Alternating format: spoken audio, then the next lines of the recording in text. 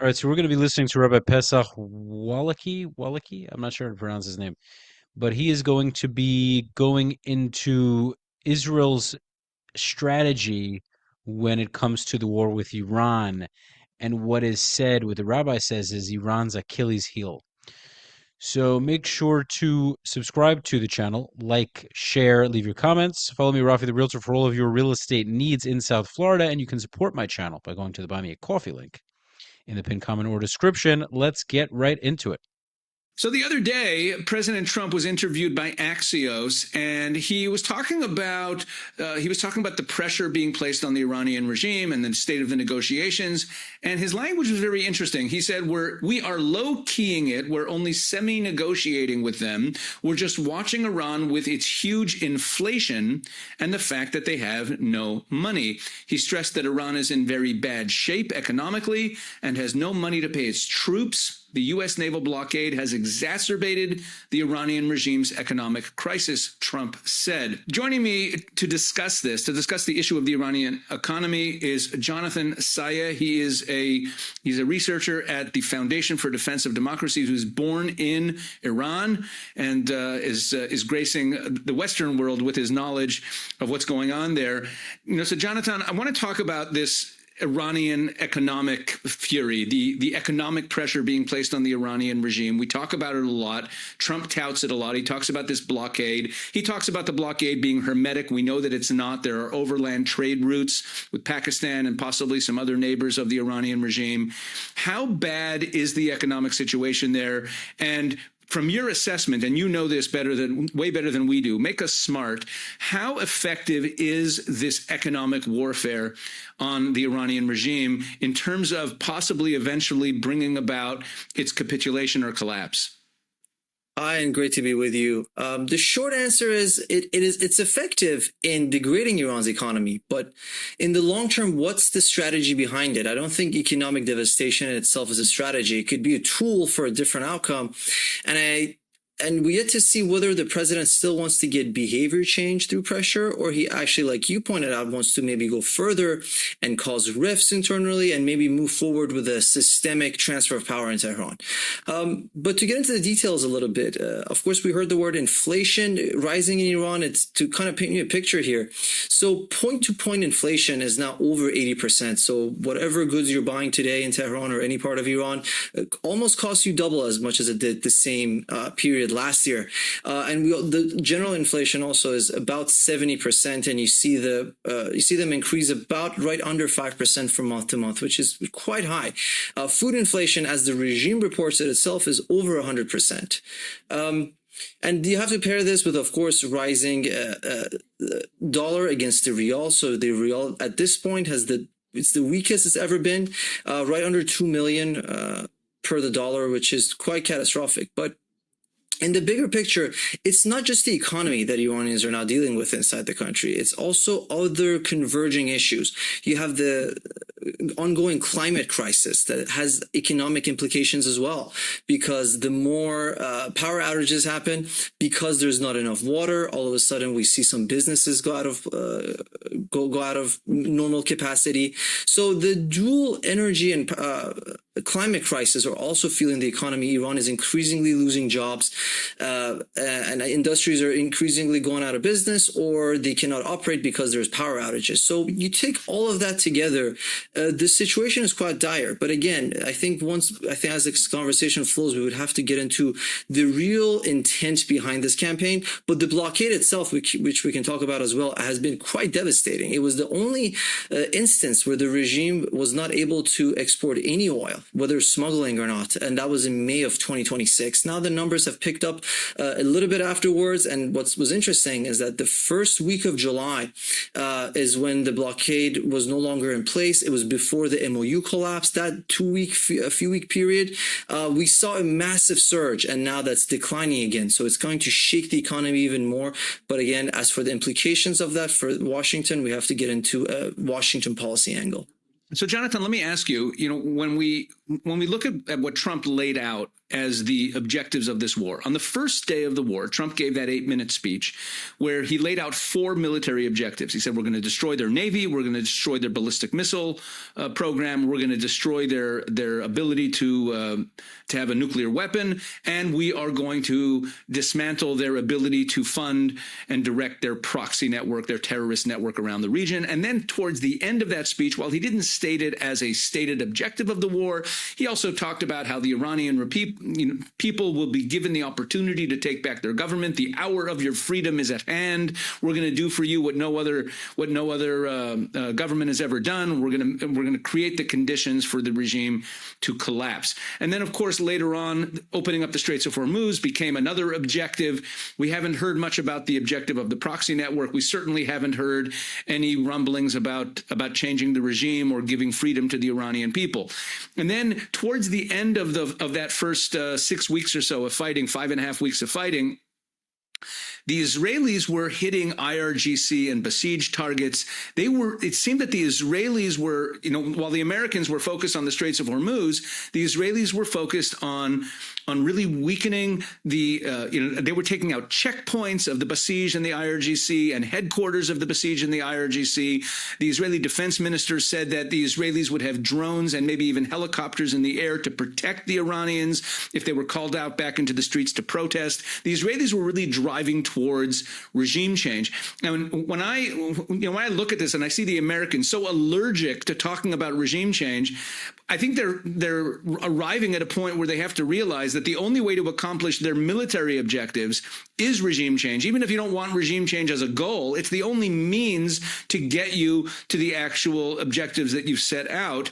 But Trump seems determined to make this economic thing work, and he believes that this is going to cause the collapse of the regime. What's your assessment of American strategy in general right now? And are they taking the steps they need to take? Because I would argue that knocking out another bridge or another petrochemical plant the Iranians don't want that, but I don't think the regime feels threatened by those actions. Your thoughts? Correct. Well, you pointed a few very notable developments that I think we need to very quickly address before we move on. So number one, you're right to point out that the nature of the targeting was different between what Jerusalem was targeting versus Washington.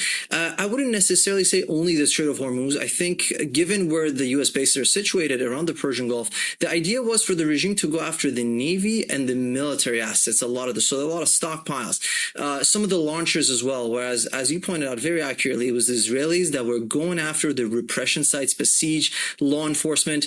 And actually, we're going to publish a tracker on this soon. And Israelis, supposedly some they took credit for, some they didn't, but we know it was Israelis. About 200 repression targets, over 200 repression targets around Iran, and that's also including targeted assassinations, specific precision guided targets within cities that were quite precise. We didn't really see that from the United States. Also, we did not see the same diplomatic messaging that Israelis had. They were talking to Iranians saying, we're going to pave the way for you. This used to be a besieged base, now it's dust. It's only a matter of time.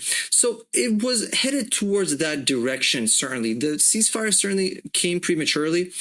I would caveat this with one crucial point here, is that although they effectively took out every internal security structure, physical structure, base and facilities, the numbers were not as high. So the US and Israel combined took about 30,000 targets. 200 of them were repression. So in the grand scheme of things, it wasn't that much to begin with. But even within that, the death count on the Iranian side is maybe generously 8,000, whereas the IRGC and besieged, they have up to 200,000 fighters. So the situation was not fully paved. It was still taking time. They were effectively taking out empty bases. That's an important caveat to make here.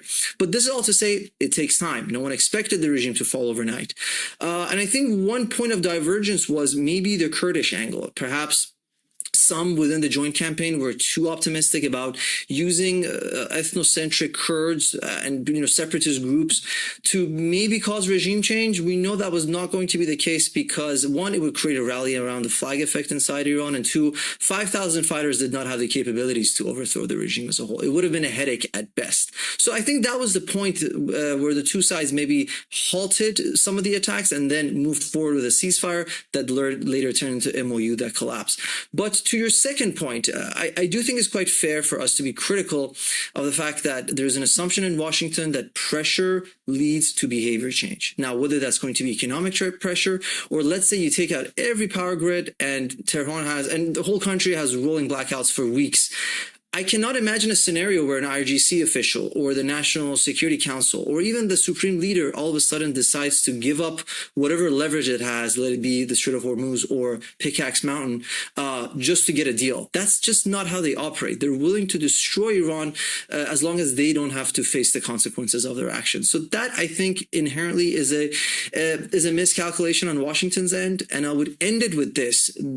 I do think Trump is broadly on the money to, one, bring back the blockade and enforce sanctions, and maybe be a bit reactive instead of proactive. Try to see how Iran is going to really go about its business internally, economically, whether there's going to be increasing protests, whether there's going to be a rift.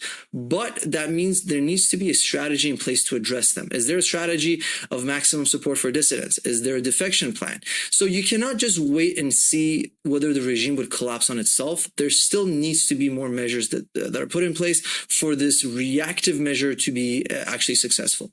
At least took to the streets.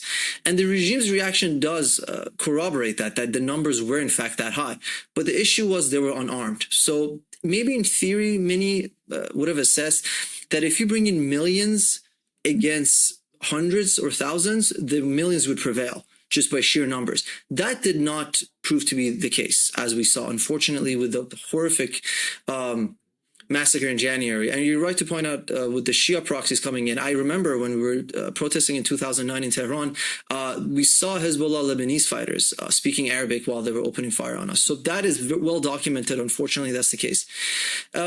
So which is going back to this issue and the Kurdish one. So in both cases where the regime was at its weakest, I think the perception was, especially in the West, that is more or less going to be overnight. Now, not necessarily over 24 hours, but in regime change terms, overnight, meaning you bring out millions or you send in the Kurds, within a few days, if not weeks, the regime would collapse. Now that we know that's not the case, it needs to be a dragged out process in the same way that the regime drags out processes against its own adversary. So using asymmetric warfare against an asymmetric adversary, in a sense that I'm thinking Tehran has 10 cities that have a population over 1 million.